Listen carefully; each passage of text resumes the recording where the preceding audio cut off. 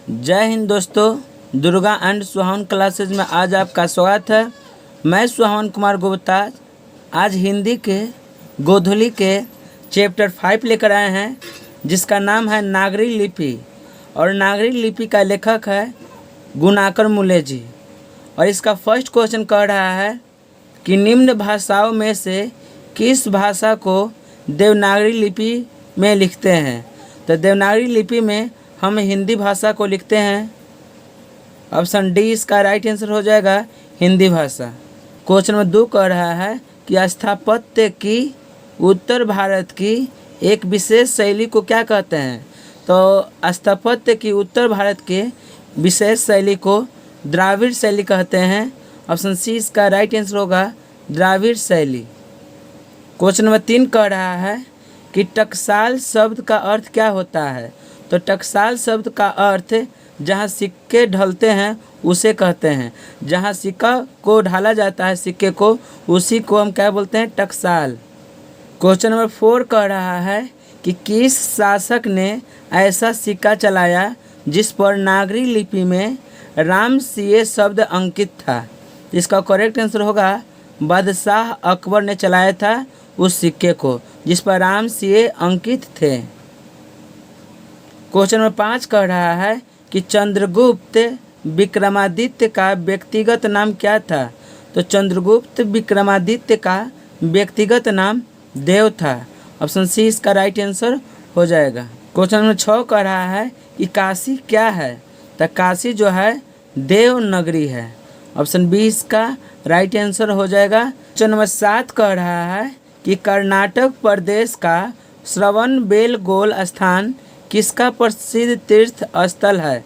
इसका correct answer होगा, जैनों का प्रसिद्ध स्थल है। ऑप्शन डी इसका राइट आंसर हो जाएगा। क्वेश्चन नंबर 8 कह रहा है कि धारा नगरी का कौन शासक अपने विद्यानुराग के लिए इतिहास में प्रसिद्ध है। इसका करेक्ट आंसर होगा ऑप्शन सी, परमार शासक भोज। क्वेश्चन नंबर 9 कह रहा है कि मराठी, नेपाली और नेवारी भाषाओं की लिपि क्या है। तो मराठी, नेपाली और नेवारी भाषाओं की लिपि देवनागरी ही है। ऑप्शन डी इसका राइट आंसर हो जाएगा, देवनागरी।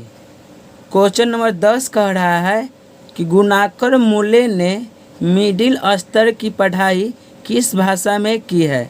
तो गुणाकर मूले ने मिडिल स्तर की पढ़ाई मराठी भाषा में किए हैं। ऑप्शन ए इसका राइट आंसर हो जाएगा, मराठी भाषा में। क्वेश्चन नंबर 11 कह रहा है कि मूले ने अंग्रेजी व हिंदी की पढ़ाई कहाँ पर की है। तो मूले ने अंग्रेजी व हिंदी की पढ़ाई वार्धा में किए हैं। ऑप्शन सी इसका राइट आंसर होगा, वार्धा। क्वेश्चन नंबर 12 कह रहा है नेपाली भाषा किस लिपि में लिखी जाती है। तो नेपाली भाषा देवनागरी लिपि में लिखी जाती है। ऑप्शन डी इसका राइट आंसर हो जाएगा। क्वेश्चन नंबर 13 कह रहा है कि इस अक्षर का संबंध वर्तमान में किस भाषा से है। तो ये जो अक्षर लौक रहा है ये मराठी भाषा से संबंधित है। ऑप्शन बी इसका राइट आंसर हो जाएगा। क्वेश्चन नंबर 14 कह रहा है बांग्ला लिपि प्राचीन नागरी लिपि की क्या है। तो बांग्ला लिपि प्राचीन नागरी लिपि की बहन है। ऑप्शन बी इसका राइट आंसर हो जाएगा। नंबर 15 कह रहा है कि केरल के शासकों के द्वारा सिक्कों पर वीर केरलस्य शब्द किस लिपि में लिखी गई है। तो इसका करेक्ट आंसर हो जाएगा, नागर लिपि में। ऑप्शन ए इसका राइट आंसर हो जाएगा। क्वेश्चन नंबर 16 कह रहा है कि पहले पहल किन राजाओं के लेखों के लिपि को ही नंदी नागरी नाम दिया गया था। तो इसका करेक्ट आंसर होगा ऑप्शन बी, विजयनगर के राजाओं को लिपि को ही हम नंदी नागरी लिपि कहते हैं। नंबर 17 कह रहा है कि टकसाल का संबंध किससे है। तो टकसाल का संबंध सिक्कों से है। ऑप्शन ए इसका राइट आंसर हो जाएगा, सिक्कों से। क्वेश्चन नंबर 18 कह रहा है कि श्रवणबेलगोला स्थान का संबंध किससे है। तो श्रवण बेल गोलास्थान का संबंध जैन धर्म से है। ऑप्शन ए इसका राइट आंसर हो जाएगा, जैन धर्म से। क्वेश्चन नंबर 19 कह रहा है कि नागरी लिपि शीर्षक निबंध के निबंधकार कौन है? तो इसका करेक्ट आंसर ऑप्शन ए हो जाएगा, गुणाकर मूले जी। क्वेश्चन नंबर 20 कह रहा है कि नागरी लिपि शीर्षक पाठ किस पुस्तक से लिया गया है? तो इसका करेक्ट आंसर होगा ऑप्शन बी, भारतीय लिपियों की कहानी से। क्वेश्चन नंबर 21 कह रहा है मराठी भाषा की लिपि कौन सी है? तो मराठी भाषा की लिपि भी देवनागरी ही है। ऑप्शन सी इसका राइट आंसर हो जाएगा। क्वेश्चन नंबर 22 कह रहा है कि सिद्धम क्या है? तो सिद्धम एक प्रकार की लिपि है। ऑप्शन डी इसका राइट आंसर होगा, एक प्रकार की लिपि। क्वेश्चन नंबर 23 कह रहा है कि किसे देवनागरी की संज्ञा दी गई? तो काशी को देवनागरी की संज्ञा दी गई। ऑप्शन बी इसका राइट आंसर हो जाएगा। क्वेश्चन नंबर 24 कह रहा है मालवा में नागर लिपि का इस्तेमाल होता है, ऐसा किसने कहा था? तो इसका करेक्ट आंसर ऑप्शन ए हो जाएगा, अल्बेरूनी। क्वेश्चन नंबर 25 कह रहा है अमोघ वर्ष कौन था? तो अमोघ वर्ष एक प्रख्यात राष्ट्रकूट राजा था। ऑप्शन बी इसका राइट आंसर होगा, प्रख्यात राष्ट्रकूट राजा था। नंबर 26 कह रहा है मिहिर भोज की ग्वालियर प्रशस्ति किस भाषा में है?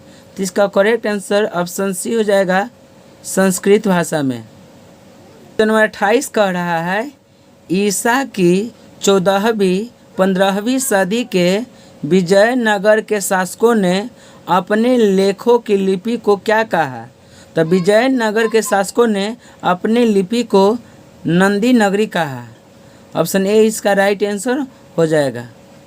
क्वेश्चन नंबर 29 कह रहा है हिंदी किस लिपि में लिखी जाती है? तो हिंदी देवनागरी लिपि में लिखी जाती है। ऑप्शन ए इसका राइट आंसर हो जाएगा, देवनागरी लिपि। क्वेश्चन नंबर 30 कह रहा है विजयनगर के राजाओं के लेखों की लिपि को क्या नाम दिया गया? तो इसका करेक्ट आंसर हो जाएगा नंदी नागरी लिपि। ऑप्शन सी इसका राइट आंसर हो जाएगा। क्वेश्चन घुमा भी सकता है और पूछ सकता है कि विजयनगर के शासकों के लेख किस लिपि में है? तो इसका भी आंसर वही होगा, ऑप्शन सी नंदी नागरी लिपि। दोनों क्वेश्चन सेम ही है, पूछने का तरीका सिर्फ अलग है। क्वेश्चन नंबर 31 कह रहा है नागरी लिपि कब एक सर्वदेशिक लिपि थी? तो इसका करेक्ट आंसर होगा ऑप्शन सी 8वीं और 11वीं सदी में नागरी लिपि सर्वदेशिक लिपि थी। क्वेश्चन नंबर 32 कह रहा है कि पहले दक्षिण भारत की नागरी लिपि क्या कहलाती थी? तो पहले दक्षिण भारत की नागरी लिपि सिद्धम लिपि कहलाती थी। ऑप्शन डी इसका राइट आंसर होगा, सिद्धम लिपि। क्वेश्चन नंबर 33 कह रहा है गुणाकर मूले का जन्म कब हुआ था? तो गुणाकर मूले का जन्म 1935 ईस्वी में हुआ था। ऑप्शन ए इसका राइट आंसर हो जाएगा। क्वेश्चन नंबर 34 कह रहा है गुणाकर मूले का जन्म कहाँ हुआ था? तो गुणाकर मूले का जन्म महाराष्ट्र में हुआ था। ऑप्शन सी इसका राइट आंसर हो जाएगा। क्वेश्चन नंबर 35 कह रहा है परमार शासक भोज कहाँ के रहने वाले थे? तो परमार शासक भोज धारा नगरी के रहने वाले थे।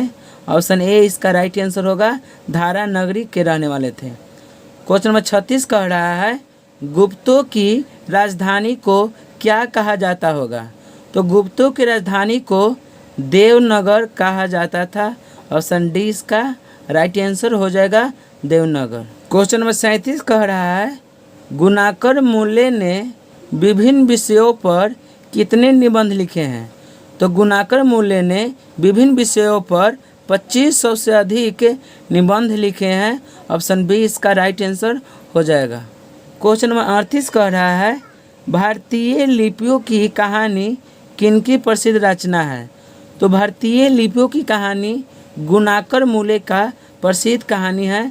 ऑप्शन ए इसका राइट आंसर हो जाएगा। 39 कह रहा है इस्लामी शासक का आरंभ काल कब से है? तो इस्लामी शासक का आरंभ काल 12वीं सदी से माना जाता है।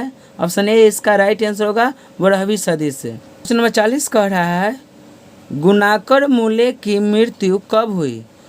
तो गुणाकर मूले की मृत्यु 2009 ईस्वी में हुई थी। ऑप्शन डी इसका राइट आंसर हो जाएगा। क्वेश्चन नंबर 41 कह रहा है नागरी लिपि के आरंभिक लेख हमें कहाँ से मिलते हैं? तो नागरी लिपि के आरंभिक लेख हमें दक्षिण भारत से मिलते हैं। ऑप्शन सी इसका राइट आंसर होगा दक्षिण भारत से। क्वेश्चन नंबर 42 कह रहा है कि बेतमा दान पत्र किस समय का है? तो बेतमा दान पत्र 1020 ईस्वी का है। ऑप्शन ए इसका राइट आंसर हो जाएगा। क्वेश्चन नंबर 43 कह रहा है उत्तर भारत से नागरी लिपि के लेख कब से मिलने लगे थे? तो इसका करेक्ट आंसर होगा ऑप्शन ए 8वीं सदी से। क्वेश्चन नंबर 44 कह रहा है निबंध के लेखक कौन हैं? तो निबंध के लेखक गुणाकर मूले जी हैं। ऑप्शन ए इसका राइट आंसर होगा गुणाकर मूले। नंबर 45 कह रहा है तमिल, मलयालम, तेलुगु, कन्नड़ भाषाएं हैं। तो तमिल, मलयालम, तेलुगु और कन्नड़ जो भाषाएं जो है वो दक्षिण भारत की है। ऑप्शन डी इसका राइट आंसर होगा दक्षिण भारत की। क्वेश्चन नंबर 46 कह रहा है रामायण की रचना किस भाषा में है? तो रामायण की रचना जो है संस्कृत भाषा में है। ऑप्शन ए इसका राइट आंसर हो जाएगा। क्वेश्चन नंबर 47 कह रहा है नागरी लिपि शीर्षक पाठ साहित्य की कौन सी विद्या है? तो नागरी लिपि जो शीर्षक पाठ है वो एक प्रकार की निबंध है। ऑप्शन बी इसका राइट आंसर हो जाएगा निबंध। क्वेश्चन नंबर 38 कह रहा है दक्षिण भारत की नागरी लिपि क्या कहलाती है? तो दक्षिण भारत की नागरी लिपि जो है वो नंदी नागरी लिपि कहलाती है। ऑप्शन सी इसका राइट आंसर हो जाएगा। 49 कह रहा है 10वीं 11वीं सदी में किस रचना ने भारत यूरोप के बीच व्यापार संबंध के बारे में बताया है? तो इसका करेक्ट आंसर ऑप्शन सी होगा पद्मावत। क्वेश्चन नंबर 50 कह रहा है दक्षिण भारत में द्रविड़ भाषा परिवार की कौन सी भाषा सबसे अधिक प्राचीन है? तो इसका करेक्ट आंसर ऑप्शन ए हो जाएगा तमिल भाषा सबसे प्राचीन भाषा है दक्षिण भारत की। क्वेश्चन नंबर 51 कह रहा है सरहपाद की कृति क्या है? तो सरहपाद का जो लेख है वह है दोहा कोश। ऑप्शन ए इसका राइट आंसर होगा दोहा कोश। क्वेश्चन नंबर 52 कह रहा है दोहा कोश किसकी रचना है? तो दोहा कोश जो है सरहपाद की रचना है। ऑप्शन ए इसका राइट आंसर होगा सरहपाद की। क्वेश्चन नंबर 53 कह रहा है हिंदी के आदि कवि कौन है? तो हिंदी के आदि कवि सरहपाद हैं। ऑप्शन डी इसका राइट आंसर होगा सरहपाद। नंबर 54 कह रहा है सूर्य नामक पुस्तक किनकी रचना है? तो सूर्य नामक पुस्तक गुणाकर मूले की रचना है। ऑप्शन सी इसका राइट आंसर हो जाएगा। क्वेश्चन नंबर 55 कह रहा है नेवारी भाषाएं किस लिपि में लिखी जाती है? तो नेवारी भाषाएं देवनागरी लिपि में लिखी जाती है। ऑप्शन ए इसका राइट आंसर हो जाएगा। क्वेश्चन नंबर 56 कह रहा है दंती दुर्ग किस वंश का शासक था? तो दंती दुर्ग राष्ट्रकूट का शासक था। ऑप्शन ए इसका राइट आंसर हो जाएगा। 57 कह रहा है विद्यानुराग के लिए कौन प्रसिद्ध है? तो विद्यानुराग के लिए भोज प्रसिद्ध है। ऑप्शन ए इसका राइट आंसर हो जाएगा। क्वेश्चन नंबर 58 कह रहा है दंती दुर्ग के चाचा का क्या नाम था? तो दंती दुर्ग के चाचा का नाम कृष्ण था। ऑप्शन सी इसका राइट आंसर हो जाएगा। क्वेश्चन नंबर 59 कह रहा है गोमटेश्वर का भव्य पुतला कहाँ है? तो गोमटेश्वर का भव्य पुतला जो है श्रवण बेलगोल में है। ऑप्शन ए इसका राइट आंसर हो जाएगा। क्वेश्चन नंबर 60 कह रहा है 8वीं सदी में शिलाहारों का राज कहाँ स्थापित हुआ? तो इसका करेक्ट आंसर होगा ऑप्शन बी महाराष्ट्र में। क्वेश्चन नंबर 61 कह रहा है किस शासक का व्यक्तिगत नाम देव था? तो इसका करेक्ट आंसर होगा विक्रमादित्य। ऑप्शन ए इसका राइट आंसर होगा। विक्रमादित्य का जो व्यक्तिगत नाम था वह देव था। क्वेश्चन नंबर 62 कह रहा है एलोरा का कैलाश मंदिर किस वंश के शासकों ने बनाया था? तो इसका करेक्ट आंसर ऑप्शन डी होगा राष्ट्रकूट। क्वेश्चन नंबर 63 कह रहा है राष्ट्रकूट की नई राजधानी कहाँ थी? तो राष्ट्रकूट की नई राजधानी मान्यखेट थी। ऑप्शन ए इसका राइट आंसर हो जाएगा।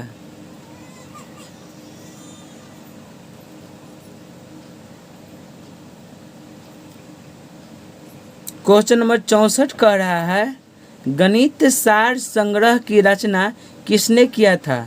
तो गणित सार संग्रह की रचना महावीराचार्य ने किए थे। ऑप्शन बी इसका राइट आंसर हो जाएगा।